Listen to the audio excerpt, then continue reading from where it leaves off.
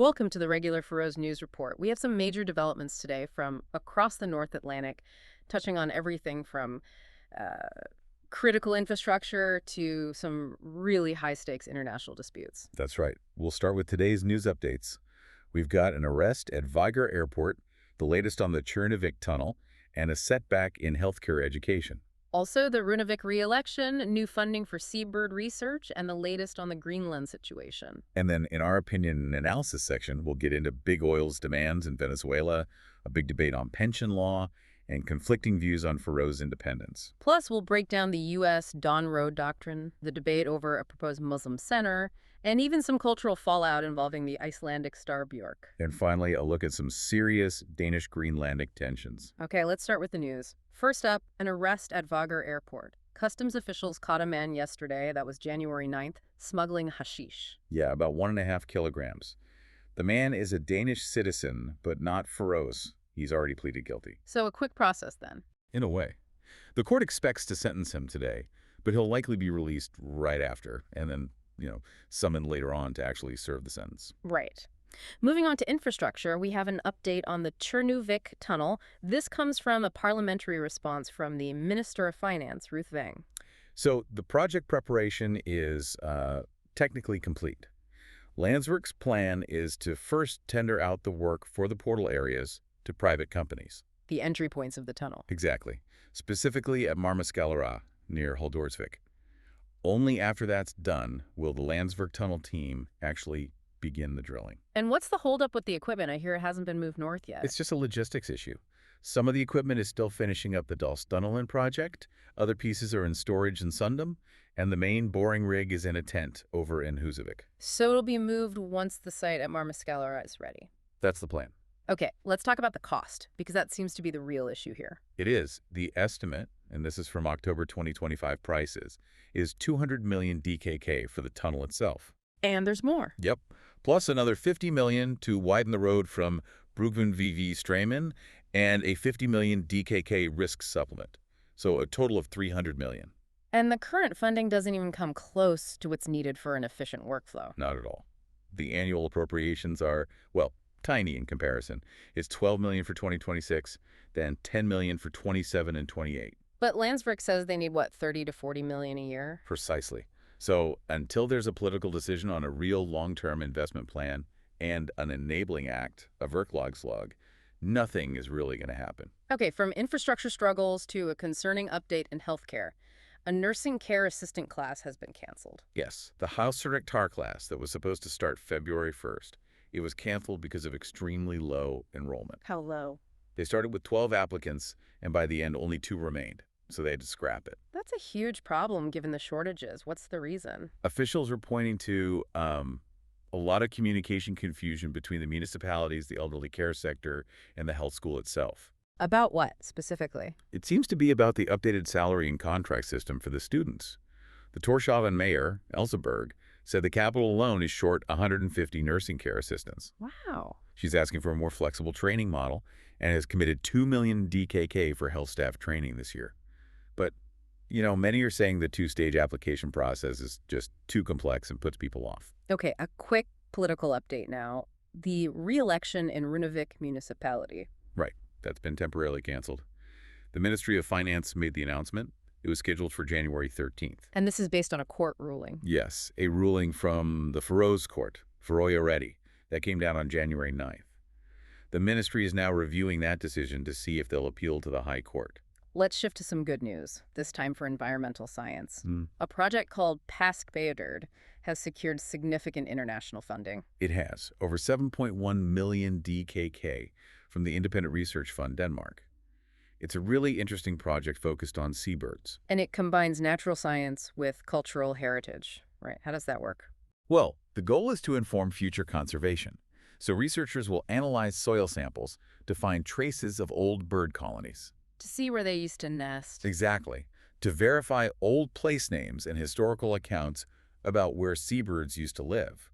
The main driver for this is, of course, the huge decline in many seabird populations. Which is mostly attributed to the brown rat. Overwhelmingly so. Yeah. And the grant is also great because it funds a PhD in a postdoc position, bringing in new talent. Okay, for our final news item, we turn to Greenland, where geopolitical tensions are really escalating. They certainly are. U.S. President Donald Trump has reiterated his desire for U.S. ownership. He said, and I'm quoting, "I will gladly make a deal. That is the easy way.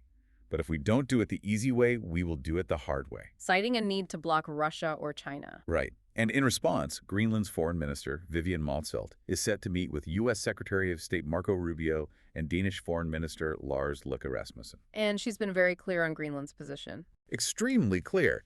She said, "Our country is not for sale." She also stressed that Greenland needs to have talking time at the meeting and wants to negotiate directly with other countries, without Denmark as an intermediary. But on the ground, some pro-independence voices are very skeptical. Very.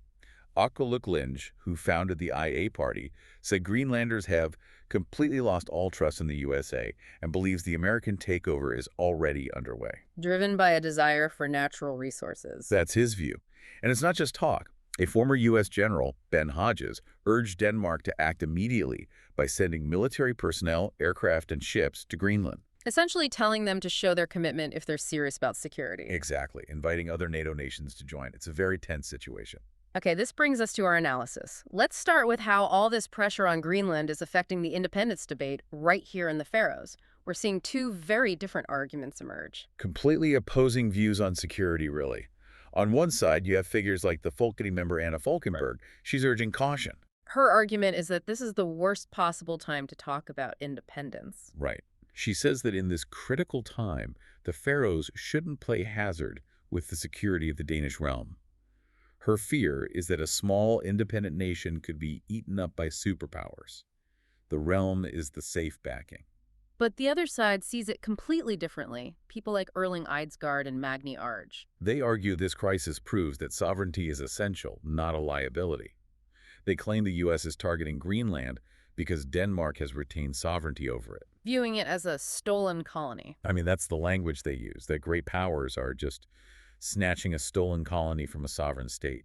Their solution is for the Faroes in Greenland to declare themselves sovereign states, register with the UN, and then form a voluntary federation with Denmark. Only then, they argue, would they be protected by international law. This feeds directly into the analysis of the U.S. strategy, which some sources are calling the Don-roe Doctrine. It's a framing that suggests a much bigger, more coherent global vision.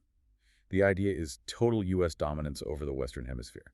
And in that vision, the Danish Realm's connection to Greenland is seen as what? A mistake.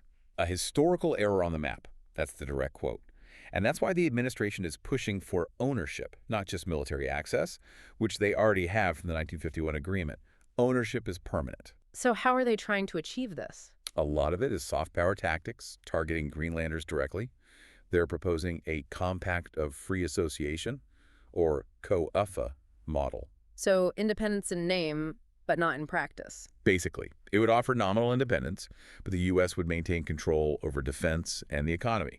And it comes with promises of, well, financial bribes, larger payments than the Danish block grant, and huge investments in mineral extraction. And it gets more serious than that. The sources mention intelligence agencies. They do.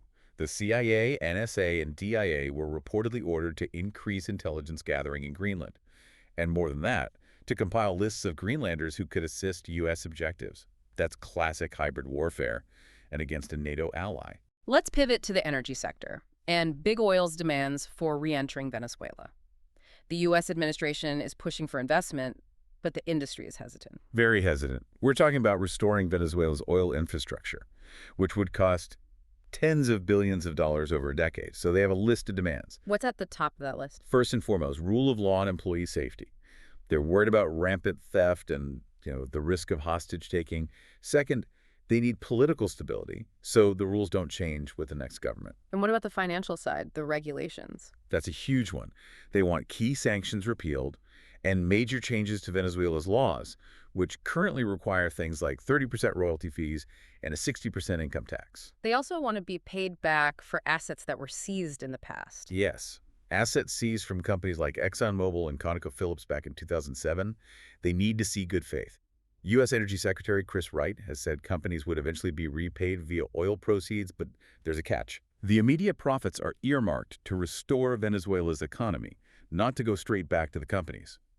Still, despite all the risks, The potential for massive profits means there's a barrage of interest if the conditions improve. Let's bring the focus back home and talk about the debate on pension law. The trade unions are arguing it's unfair.